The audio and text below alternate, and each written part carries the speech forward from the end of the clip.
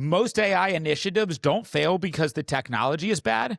They fail because the leadership gets it wrong before a single tool is deployed.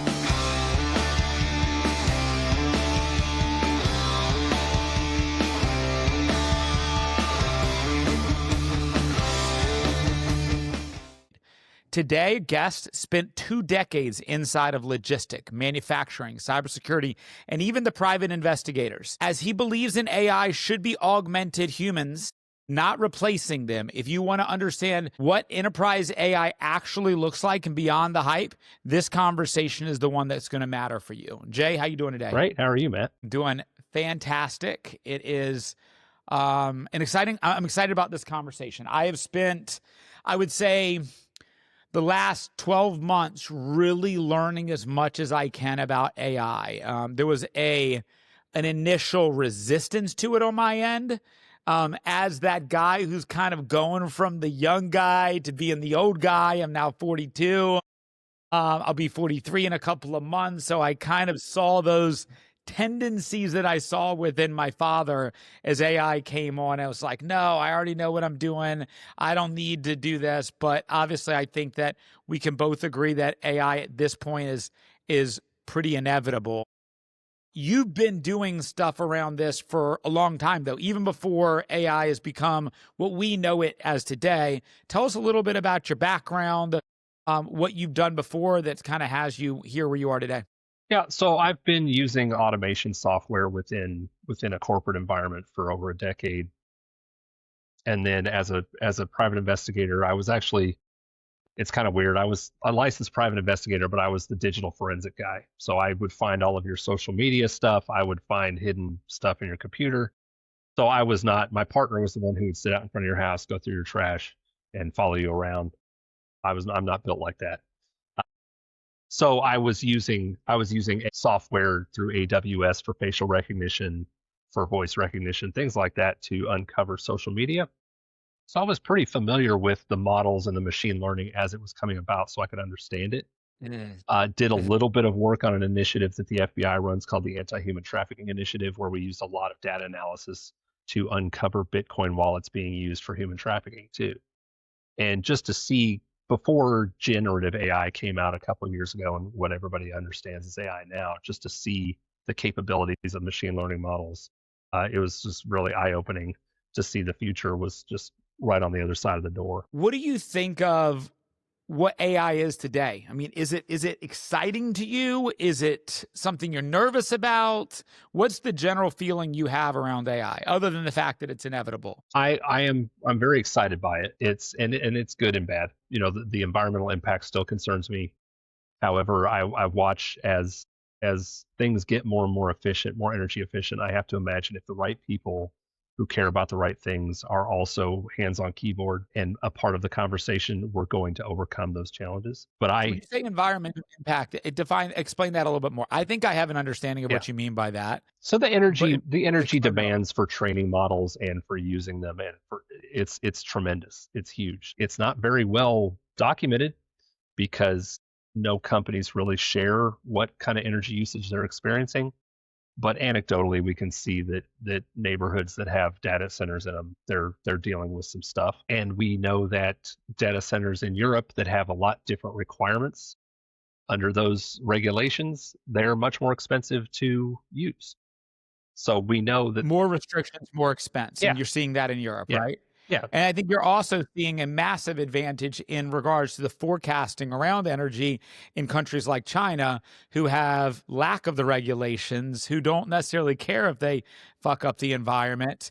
And they are massively attacking the energy that's going to be attached to AI. I mean, that's what I've seen and heard is probably one of the biggest things that I think that America probably hasn't done well enough, which is prepare to build these facilities around energy, right? Yeah, because we're not a cohesive single unit moving forward, such as China. Right. Work against every corporation in America has its own lane, its own requirements, and its own competitiveness, and it's just different. Culturally, it's different, and we also don't have a single direction like China does. So that's the difference. Good or bad, that's the difference. And I get just to recap what I heard you just say is that a lot of these companies, these industries have their own focus on their own energy potential needs. But I also think of a company like Amazon Web Services, and, there could be an energy-based company that just goes out and creates all of these regional facilities that then has the ability to then provide energy. But I would guess, it would just take somebody to go out and just truly, truly invest into all these facilities, Yeah, and right? it would be a tremendous investment up front with no return for a while. You can't throw up a data center like you do a warehouse in a month. Sure. Yeah. So it would take a tremendous investment, much more so than has already been spent, and that's kind of the talk around the bubble that we're circling. Yeah. But I mean, AI in general really excites me. yeah, and me too. Now, when you talk about AI, I've noticed that the question I ask of this, people might even define or be speaking about AI in different ways. So, what for you is the most common type of AI or use case that you're helping companies with and making sure they're set up? It's all over the map, and I know it's not good business practice to not niche down. But anytime I get involved with a client, their needs fan out as they start discovering Sure. the capabilities of AI. Like, oh, we can do AI avatars, we can do voice gen, we can do local database and understanding, and we can do internal training. So an ideal scenario would be I would come in and do internal workshops and help them do discovery on what workflows would be best impacted, and also get everybody up to speed and using it at least at a baseline level. So when you say like getting everybody up to speed and using it, I assume there's kind of like two different things that we're talking about there. Number one, which is, as a company, how can I build off of one of these large language models, an AI tool and or platform that can help me aid in regards to my business, maybe create a business around it, where you might build something off of a large language model that you can then sell. For instance, I was previously a part of a real estate wholesale staffing business. We saw the need of virtual assistants, which we provided staffing for, going away as the voice AI and automation side of it really was picking up. So we decided internally for us to, at first, we attempted the idea of us building our own voice AI platform, which actually is not that difficult to build if you have a little bit of knowledge around that. But we also made the decision ultimately to scrap that investment and to find a company that we could ultimately partner up with who already had made that investment, who maybe needed to leverage what we have. And I historically, Jay, I'm a revenue producer. I built and run sales teams for many years. And so my idea was, instead of me trying to get in the development game of building a technology, why don't I just go find a company who has the technology that doesn't really know how to bring it to market? I bring my go-to-market strategy, combine those efforts, and we've actually joined into a couple of partnerships over the past couple of weeks in alignment of that. Where do you see the people that were going to go the route I went and then decided to go the other way? Where's the biggest mistake made there? Oh gosh, well, I think you avoided it by investing heavily in building your own thing, which is, the scrapyard of Silicon Valley is filled with great ideas over the last 25 years that nobody wants. And I think we're in a place now where not only do you have the danger of a great idea nobody wants, you also are in big danger of being obsolete within months. Look at how many startups started over the last 2 years building on OpenAI's API or Gemini or whatever, who get wiped out when those models just throw out a free capability. Yeah, it's interesting. I mean, I would say over the past 6 months, no shortage of, I would say, a dozen to 20 plus people that I work with in my professional career have decided to leave the corporate landscape and to create their own AI company. And it's like, 9 out of 10 of those are not going to work. 9 out of 10 of those aren't going to write. Now, could they be buying themselves a job? Sure. But more than likely, they're not going to stand out. Now, the game in the industry I come from, which is automotive, which is just build a platform or a technology or a tool that gains enough resignation with the dealers, and then you sell. And it's 100% a 12 to 36 month play. Build something, get a little attention, get a few customers, show that your product can retain inside of stores, and then one of the bigger guys is going to come in and absorb that technology. Is that probably what you see, not just in automotive where I focus on, but probably everywhere, right? Yeah. So I do talk to a lot of startup founders because they're looking for people with technical chops. They have questions about how to involve AI in what they're doing. They have a great idea for their expertise, their niche, and then bolting AI onto it to make a unique product. And in many of those conversations, I will either tell them that already exists and it's free, or that is most likely going to exist within months. And you're going to spend tens of thousands of dollars to develop it, and you're going to be left holding that bag. Distribution is still the king. So if you have a unique audience, or if you have a unique community or to your point, you've been in automotive for so long that you've got those sales channels, you can still circumnavigate that. But if you're just like, I'm going to start this up because this is a great idea and I can use AI to do this and this, you got to really look around. And is it unique, and is it very defensible? The moat is nowhere near what it used to be with technology, not even close. No.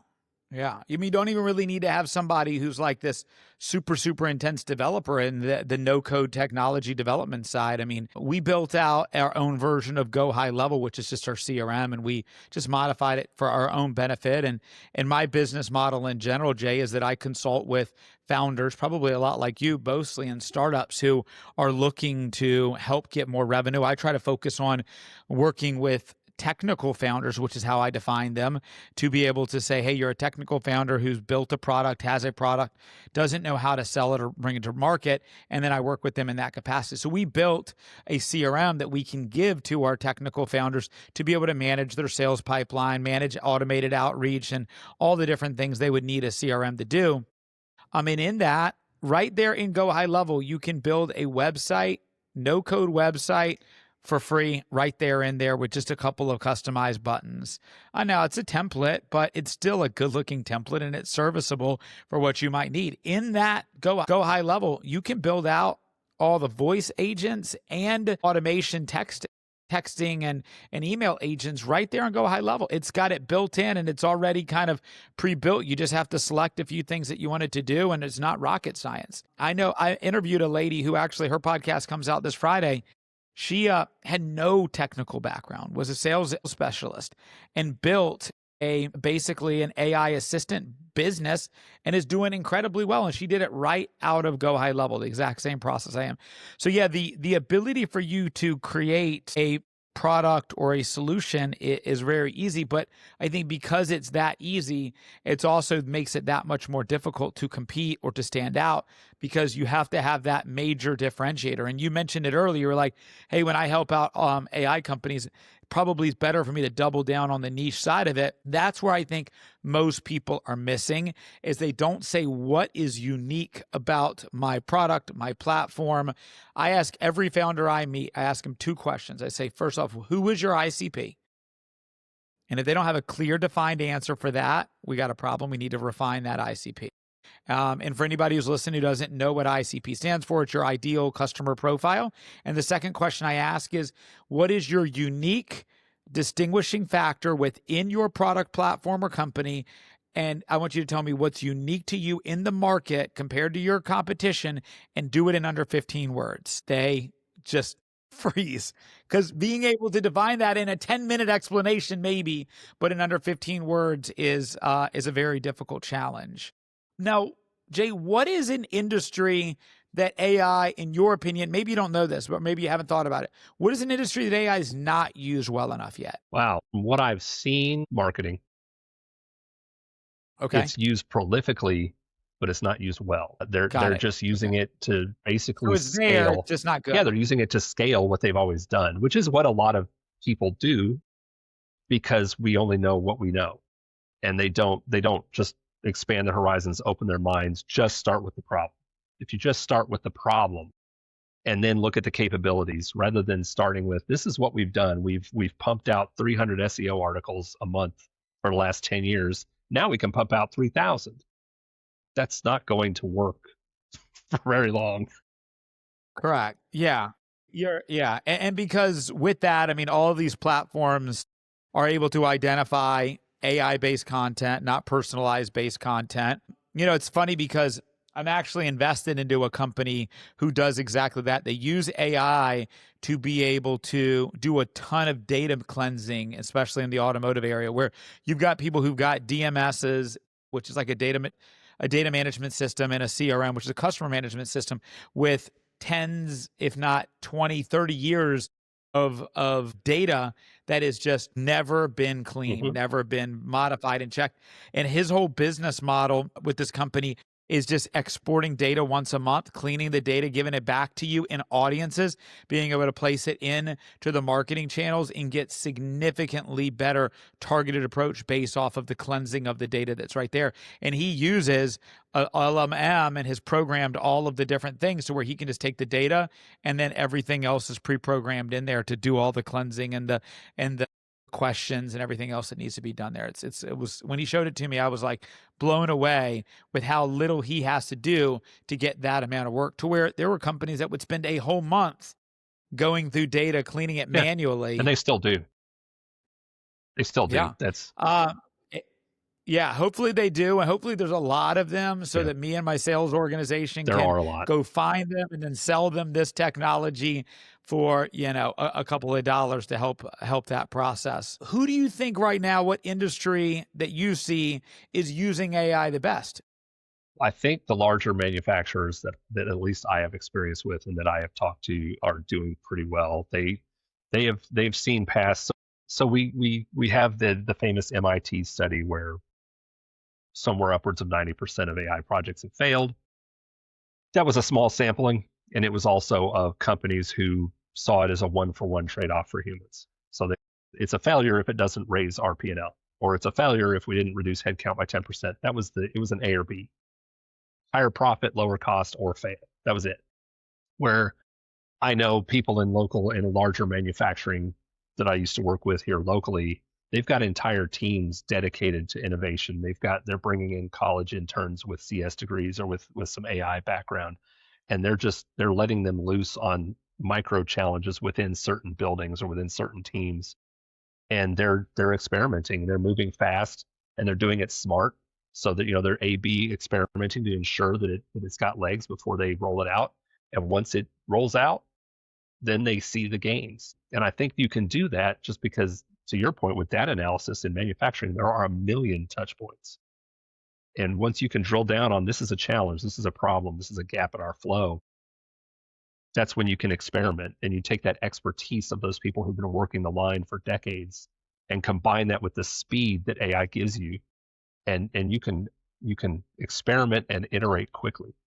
Whereas before, and I worked in that environment before, experimenting was dangerous and scary and costly because you're not actually producing while you're doing that stuff. Well, another thing you had mentioned earlier, which is utilizing AI to lower staff, right? To get rid of some headcount. We move 5 years from now, and I know that neither of us are doing anything but just guessing when we make this statement. How impactful is AI going to be in regards to the average job market? Is it going to replace 5% of the current jobs? Is it going to replace 50% of the current jobs? 5 years from now, what do you anticipate? Honestly, I don't. I don't engage in it. Occasionally those ideas come, but I know that we're as a species, we're absolutely terrible about predicting what's going to happen. We're always wrong. 100% of the time we're wrong. And right. we're wrong every single time. So what I instead try to do is just keep moving forward, stay on top of the technology. Yes, I think it's going to absolutely have a tremendous impact on everything as far as the way we work and all that. But I think it's got the potential, if we do it right and the right people, the right creative people are engaged with it, to create whole new things we have no idea. I don't even remember what the stat is, but what percentage of jobs that exist today didn't exist 30 years ago? It's a lot. Sure. Or 60 years ago, it's a whole lot. And how brilliant were these companies that were the Fortune 500 30 years ago? How many of them are still in it? Less than 5, I think.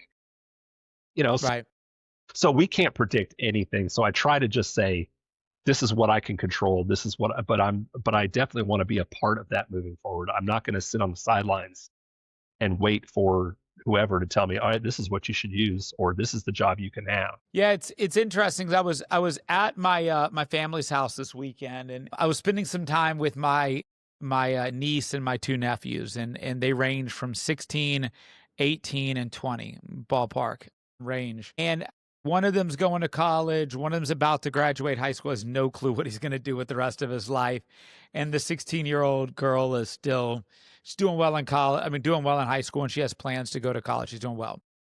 Trying to talk to that 18-year-old who's about to graduate high school about what he's going to do the rest of his life, I think it's a very different conversation to be had with those kids today than it was when I was 18. What I did tell him is, if you're not investing 10 to 20 minutes a day trying to learn more about AI, you're probably leaving so much opportunity on the table.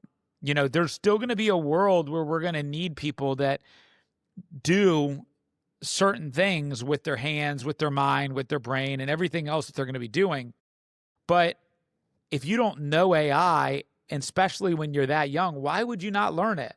Why would you not go about it? Now, if you were to be given that 18-year-old advice, is there a type of AI or a place of AI you would say is most valuable for at least what you see in the inevitable future? From what I've seen, most people go through the same kind of cycle when they're learning it. And it's, oh my God, this is magic. Oh my God, this is terrible. And then they start getting confidence.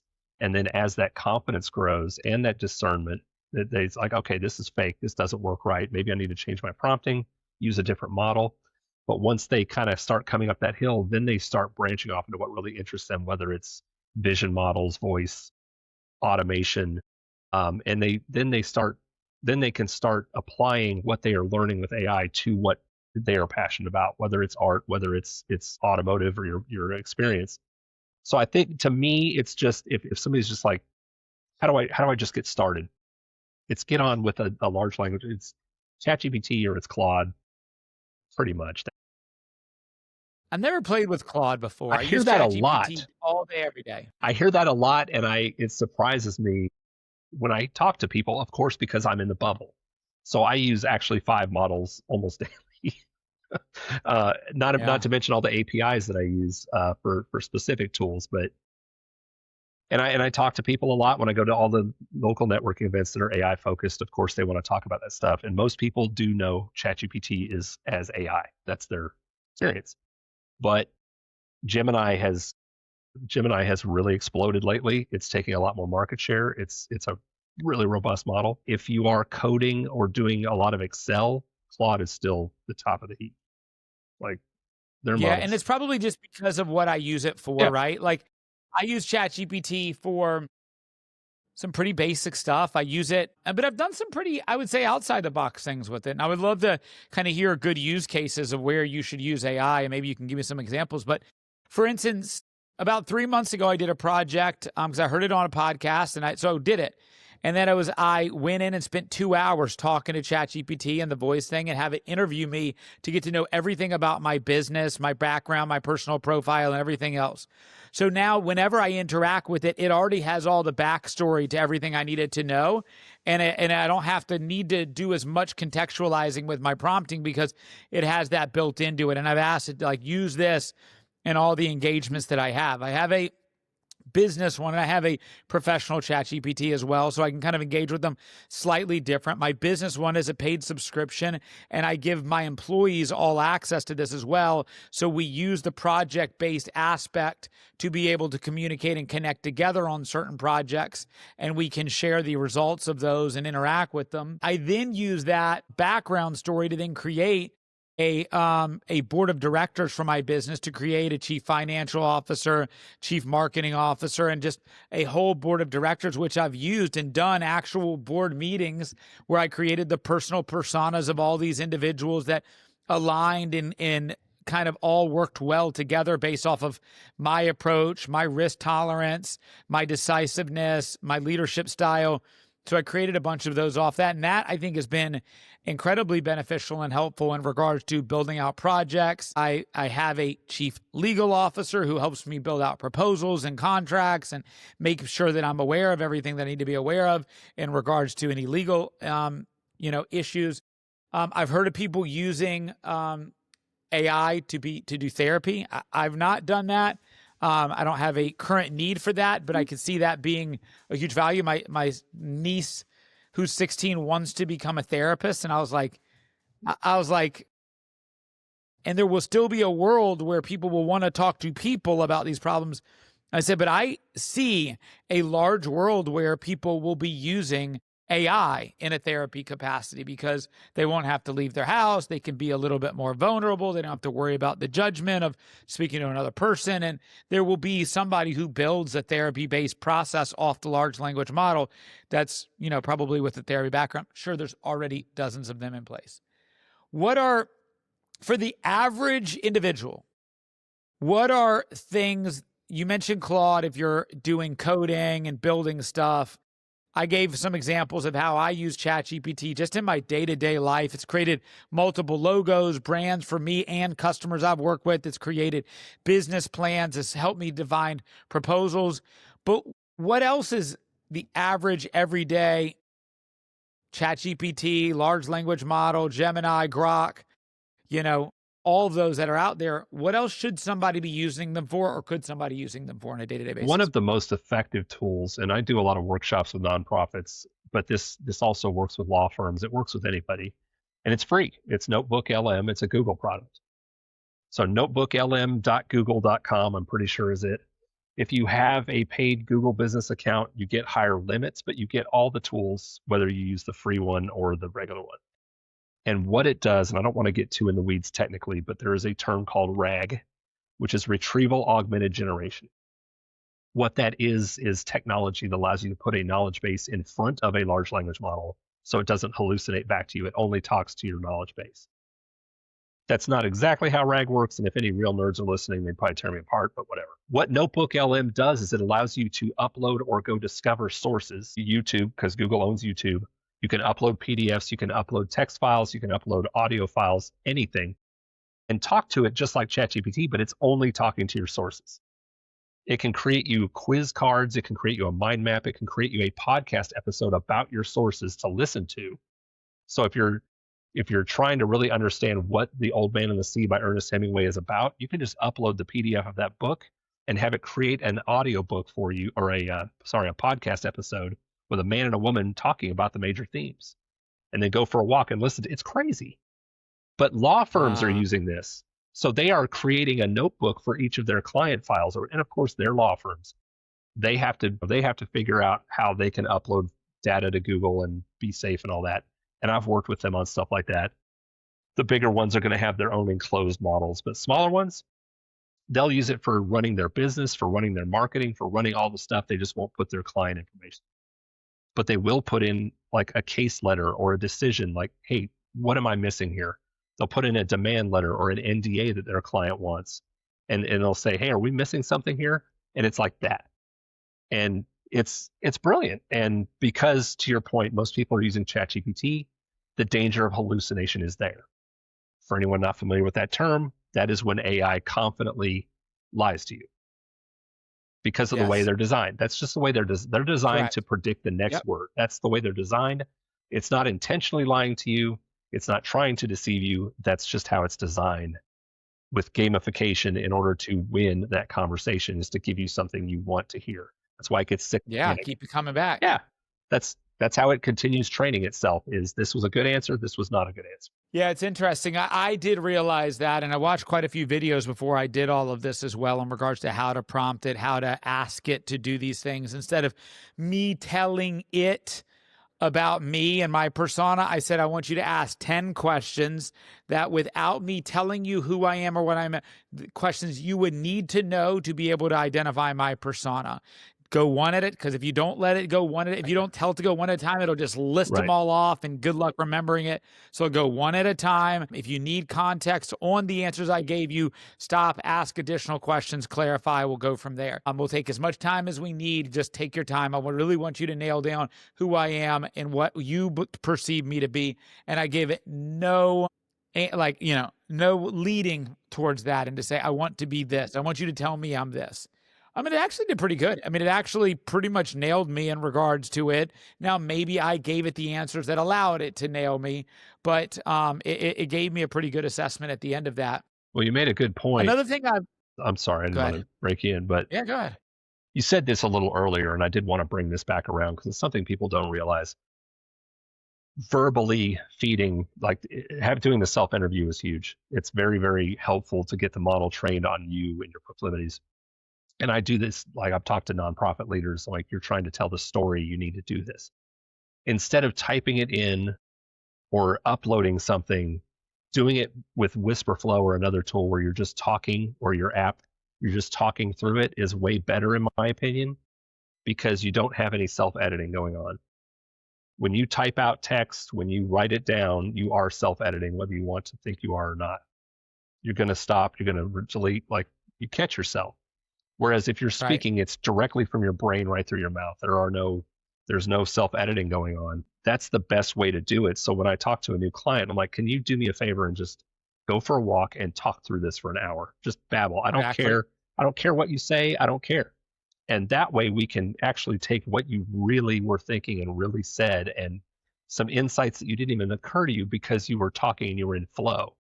So I think that's something that people don't realize. Like, okay, I'll just sit down and type, I'll send in my memoirs and I'll type in all this stuff. It's like, it can be a big difference if you actually speak what you need to input. Yeah, and you can even go in and without you creating the questions, you can go in and Google or ChatGPT in a separate chat. What are 10 questions that I can ask X person who I want to know this? Ask as if you are going to be interviewing somebody, then take those questions, put them into a project, say, here are the questions I want you to ask of me. I want you to get this outcome of this, and then pop into the voice one and say, okay, go, let's go through those questions I just loaded into you. How you prompt it is the big trick and the key. Another thing I did recently, and maybe there's another platform to do this better. I create a lot of video content, obviously my podcast being one of them, but I also create more short form and mid-level form content because I do trainings for teams. I teach people how to do sales in a variety of different ways. I recently took one of my videos as a customer said, what do you guys do? And so I had a couple of people that I was looking to bring into my organization. So I created a 22-minute video of everything we do. And I defined it and I put it on video and laid it out. I had my marketing team edit, put graphics, all the stuff to make it good so I could ultimately put it on YouTube. But then I had a customer ask me, what do you guys do? And I was going to send him the video. And I was like, well, it's too long. So then what I did is I said, let's jump on a meeting. I'll go through it with you. I told my assistant, she extracted the transcript from that. She put it into, I don't know which exact large language model she used, but she transcribed it, asked it to then create a presentation deck. And within 2 minutes, it created me a full-on presentation deck coming from the transcription of what I used. What would be the best platform to do that? Right now it's Gamma. And everybody I show, Gamma.app, everybody I show that platform. I do a lot of presentations, whether it's internal or for community events. And I have not touched PowerPoint in a year because Gamma takes so it does just like your assistant did. So it can take any text file, any download, I can have ChatGPT create me a whole slide deck. I put it in Gamma, it spits me out a full slide deck like that. And I can tweak the pictures, I can tweak this, and you can even pick between AI generated images or, things from Pexels or Unsplash, or you can put your own images in if you want. But it cuts entirely. I used to spend hours creating slide decks for meetings. Correct. When I was in corporate, and I don't have to do it at all, at all. And it costs $10 a month for the pro version. It's crazy. Everybody, when I give a presentation, like, how did you create all those?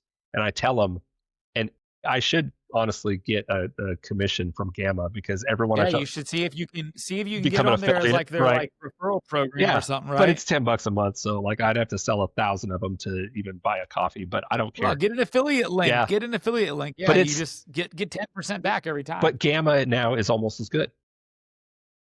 Okay. ChatGPT is very good at creating slides because they have the Sora model. So I find them being okay at creating slides, but I find it very difficult for them to then make them into the aesthetic that I want. Yeah, Gamma. They can maybe take the content, put it into slides, but the aesthetic is very difficult. Yeah, Gamma. You pick the theme out of 20-some themes, and you can change the theme with a click of a button.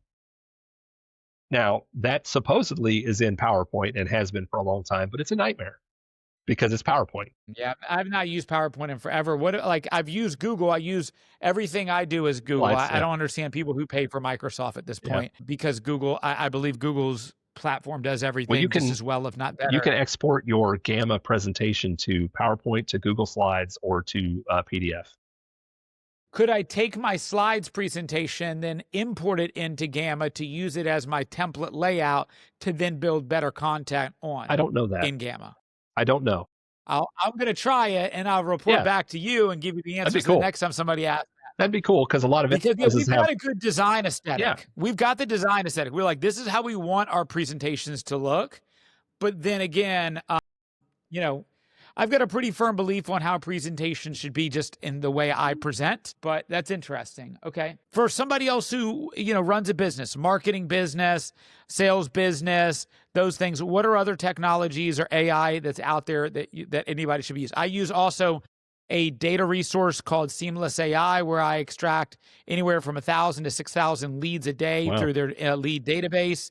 That I've got a really good deal on that. That was a great resource. We use our Go High level to do emails, and we do email automations, just a general if-then email automation approach. We've integrated in on our Go High level. We've integrated in LinkedIn as well. So now when we send an email, say we put 1,000 people into an outreach campaign for a customer, we have the ability to then do an if-then to where if they open the email, not even respond, then it auto prompts a connection request to be done through LinkedIn. Oh, cool. And then when LinkedIn accepts that invite, then we can auto prompt the message of the if-then message. So now we have kind of two outreach automations going on under the one automation campaign. We do all that through Go High level, but is there a better platform to be doing email automation through right now? Is there like a go-to one? No, I mean, Okay. it's all based on your needs. I mean, if your needs are, teams are so different on whether they outsource a piece or a part of it, whether it's lead gen side or whether it's warming up or whether it's whatever. It's whatever works best for you. And honestly, the more I can do within a single platform, if I have a Go High level, I'm gonna do it in there, and I'm only gonna go Yeah. outside of it when I really need something. Much like slides. If ChatGPT gives me 90% of the work with the actual text and the layout and all that, but the visual part is what takes an hour and a half, then I move out to Gamma, because to your point, ChatGPT is going to give me a very generic purple gradient Correct. AI looking Yeah. slide deck that Right. looks like you could tell. I got one for you. Is there, to your knowledge, is there a best AI tool for content creation, on written content creation? For instance, I had a client of mine recently suggest that I should start a newsletter on LinkedIn. We did it for the first time this past Friday, and we already have 600 plus subscribers after one LinkedIn and post. The approach I'm going to take is very similar to before. Because I don't like to sit there and type all day long, I'm going to get on my phone, I'm going to speak into ChatGPT, explain everything, and then say, hey, place it into a newsletter, write this out. But with the volume of content that's out there that is so clearly being AI generated, you can look at LinkedIn and 9 out of 10 posts that are more than 2 sentences, you can tell with the way they input emojis in there that they're AI. Is there a good content creation written AI platform that can kind of make that more authentic? I'm sure there is, Just not that I'm aware of, because when I write, I will 80% of it with AI just to get the structure and the points down that I want. And then I'll rewrite the whole thing in my voice, because I can't post it out there. Correct. If I would nitpick it, I don't want to post it out there. Right. Now, I will say Kimi K2, which is a Chinese open source model, I saw that it had come out, and somebody had created a workflow where it writes fiction. So I tried it. I gave it a single prompt, and I had it write a 300-word story. And it was really good. Like, it did not look like AI. It looked like an actual writer had written it. And I sent it to my son, who's a lot smarter than me, and he read it, and he's like, yeah, that's really good. In order for it to look authentic to me, you're going to have to definitely miss some pronunciations. Yeah. You're going to have to misspell People a few do that. things. They add a period, or they misspell something. Yeah. I mean, that's the only way it's going to look authentic to me. If I send anything long form to my mother and it's perfectly written, she's going to be like, who wrote this? It wasn't you. Right. I know that. Because it's not you. It's not you. Now, Jay, your primary business right now is you consult with companies who are going through all these decisions, how to integrate AI, how to use AI, all of those things. Is your business, is it you and only you, or do you have a team behind you? It's kind of odd. So I'm part of a group that we have a CEO. There's 9 companies. We're somewhat complementary sometimes. One's a real estate company, one's a marketing company. So I have, because one of them is also a VA company. So I have support when I need it. And then I have a whole Nice. stable of developers I know. So if someone needs a very in-depth vision model or we need to build out, but honestly, AI has allowed me to move so much faster as a full stack developer now. Even if it's a full stack web app with database and authentication and payments, I can have that thing done in like a day. So it's so more and more of it I'm just doing, even though I need to move out of that and be more of just the consultant. As a consultant and as a person who does what you do, what's the number one thing you have holding you up from doing more, being more, taking on more clients, those types of things? Is there anything right now holding you up? I, honestly, it's educating the market. It's getting people off that ledge of AI is ChatGPT and showing them how to solve real problems with it. Because to your point, to everybody's point, like nobody, until you dig in and really start using it, you don't have any idea what it is and what it's capable of. It's just a chatbot. So that's kind of the biggest challenge I've had, even though the more I have these conversations. And then the other challenges, as I've mentioned before, is like I almost refuse to niche down because I start working with a client to do one thing and they want all these other things. Like, yeah, but I can do all of those things and a lot Okay. faster than another Yeah. providers. It's interesting. It's a battle I run into all the time. I do have a general niche in the fact that I've got over 15 years of automotive experience working on the vendor side. Over the past couple of years, I've taken on projects outside of that niche. I actually built an outsourced BDC for a client in automotive, but in the store. I didn't know experience in doing that, but they insisted that I helped them with that. I did that for over a year. Recently ended that agreement with them and decided to move on from that project. But yeah, I just look for companies, organizations, products, leaders, founders that just excite me. And that's the big thing I'm looking for right now. I'm in a very unique spot right now where I just had an exit with one of the companies. I've taken on integrated strategic partnerships with 2 AI companies recently, but I'm looking for that next big kind of big project to sink my teeth in right now, and I don't have the answer. I've got probably about 10 or 15 irons in the Wow. fire that I'm still kind of looking through, but I'm looking for that next major project that I can really invest not just my mind and my experience into, but more importantly, some of my time into, which is something I'm really excited to do. Why I walked away from that big outsource project is just spending so much of my time in the project and didn't allow me to go grow the business the way I wanted to. So now I'm in a unique place in the last year and a half to be able to go be selective at that. And it's exciting. What is if we look a year from now, what changes for you, Jay? What's the big thing you're going to try to accomplish in 2026? It really is probably going to be picking a lane. I started out this year doing a whole lot of training and workshops, a whole lot of on site. After that, I was doing a lot of RAG and knowledge base building. And then I got into legal tech with a couple of firms, and that led to other conversations, led to other jobs. And then here 3 weeks ago, all of a sudden, vision and video blew up. So now I'm in several projects because as soon as I start doing one and start talking about it, and other people are talking about it, now I have 5 or 6.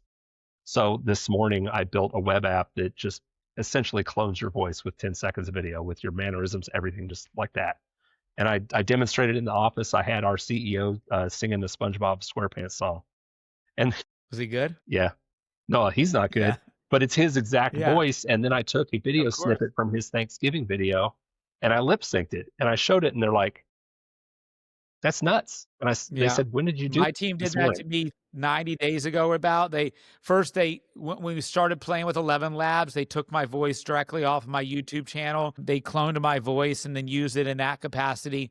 Then my assistant found a video cloning app that you could then take a video of me, lip sync it, have it programmed to say what she wants. She send me a video of me in this seat, exact setting, saying something I've never said before. And I was like, this is freaky, Hmm. freaky, freaky. It is.